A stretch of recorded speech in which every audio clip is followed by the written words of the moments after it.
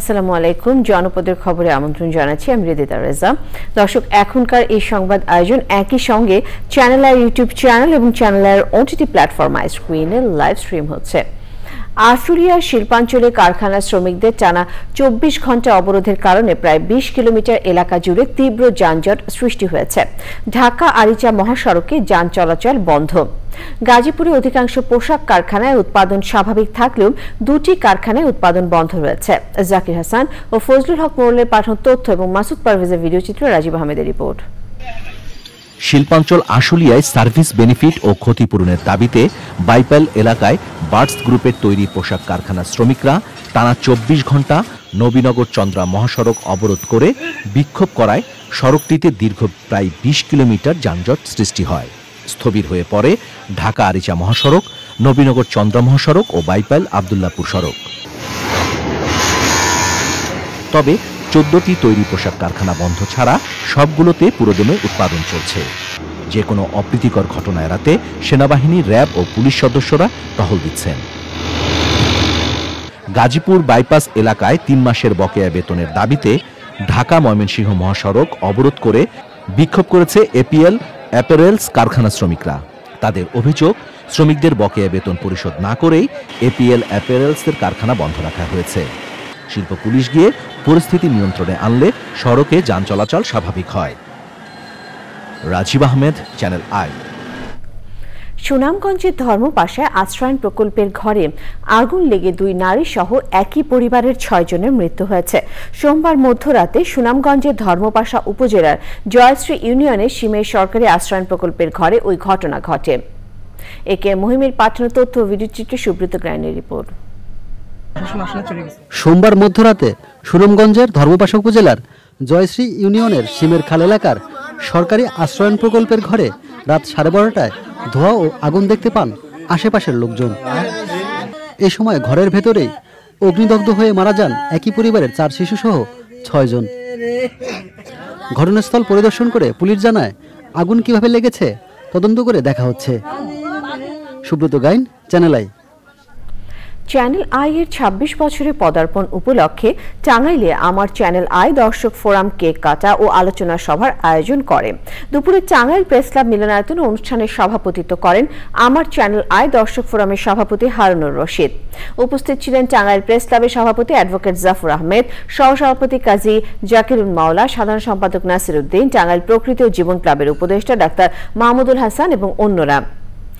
Rangamati press ক্লাবে অনুষ্ঠিত হয়েছে আলোচনা সভা। চ্যানেল আই এর জেলা প্রতিনিধি মনসুর আহমেদের সভাপতিত্বে এবং সাংবাদিক ফাতেমা জান্নাত মোমোর সঞ্চালনায় অনুষ্ঠিত সভায় প্রধান অতিথি ছিলেন জেলা প্রশাসক মোহাম্মদ মোশাররফ হোসেন খান।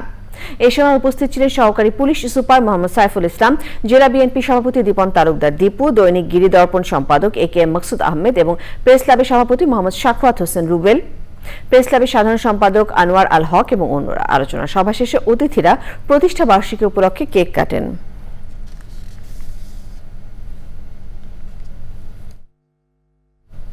চট্টগ্রাম সিটি কর্পোরেশন নির্বাচনের ফলাফল বাতিল চেয়ে বিএনপির মেয়র প্রার্থী ডাক্তার শাহাদাত হোসেনের দায়ের করা মামলায় সাবেক মেয়র রেজাউল করিম চৌধুরীকে অবৈধ ঘোষণা করে ডাক্তার শাহাদাত হোসেনকে মেয়র ঘোষণা করেছেন নির্বাচনী ট্রাইব্যুনাল এবং যুগ্ম জেলা ও দায়রা জজ আদালত। একই সঙ্গে আগামী 10 দিনের মধ্যে গেজেট প্রকাশ করার জন্য নির্দেশ দেওয়া হয়েছে। দুপুরে নির্বাচনী ট্রাইব্যুনাল এবং যুগ্ম জেলা ও দায়রা জজ মোহাম্মদ খায়রুল আমিনের আদালত এর রায় দেন। আদালতের রায় প্রতিক্রিয়ায় বিজয়ী মেয়র ডাক্তার শাহাদাত হোসেন বলেন, এই জয় আনন্দের, কারণ দীর্ঘ 4 বছর আইনি লড়াইয়ের পর মেয়ে হিসেবে বৈধ ঘোষণা করা হলো। এই রায় আইনের শাসন ও সত্য প্রতিষ্ঠার অংশ।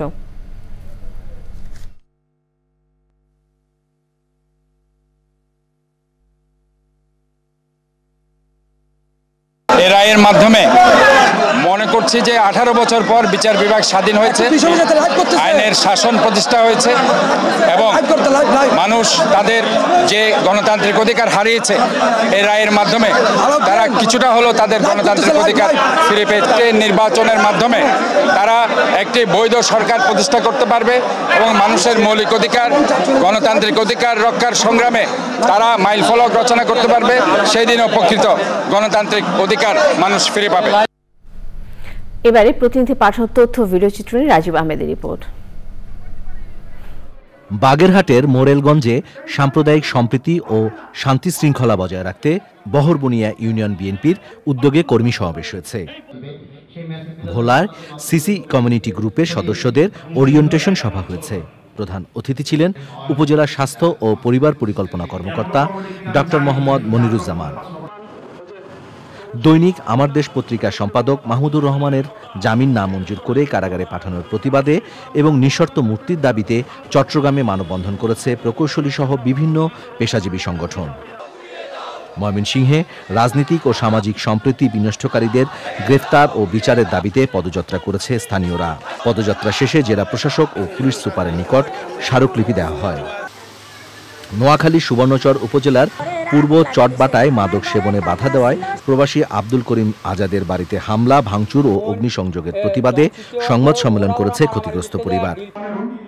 দেশের শতভাগ শিক্ষার্থীদের জন্ম নিবন্ধন, অভিভাবকের জাতীয় পরিচয়পত্র তৈরি এবং নিজ জাতীয় পরিচয়পত্র দিয়ে মোবাইল সিম ও MFS অ্যাকাউন্ট নম্বর খোলা নিশ্চিতকরণে কর্মশালা হয়েছে রংপুরে। প্রধান অতিথির বক্তৃতা করেন প্রাথমিক শিক্ষা অধিদপ্তরের মহাপরিচালক ডক্টর আব্দুল হাকিম।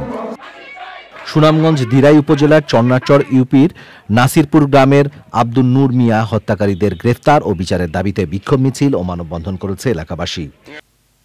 বরিশালে সাংবাদিকদের সাথে মতবিনিময় করেছেন মেট্রোপলিটন পুলিশের নবাগত পুলিশ কমিশনার মোহাম্মদ শফিকুল ইসলাম। খাগড়াছড়ির পানছড়ির লৌগাং ইউনিয়নে বন্যা দুর্গত গর্ভবতী মা ও কিশোরীদের চিকিৎসা সহায়তা দিয়েছে গ্রিন হিল নামক একটি প্রতিষ্ঠান। শারদীয় দুর্গোৎসব উপলক্ষে খুলনা সিটি কর্পোরেশনের পক্ষ থেকে মহানগরীর পূজা মণ্ডপ সমূহে আর্থিক অনুদান দেওয়া হয়েছে। ময়মনসিংহে শারদীয় দুর্গাপূজা উদযাপন উপলক্ষে পূজা মণ্ডপ সমূহে নিরাপত্তা, আইন শৃঙ্খলা নিয়ন্ত্রণ ও প্রাসঙ্গিক বিষয়ে বিশেষ সভা হয়েছে। Rajib Ahmed, Channel I. জনপদের খবর আজকের মতো এ পর্যন্তই। ধন্যবাদ।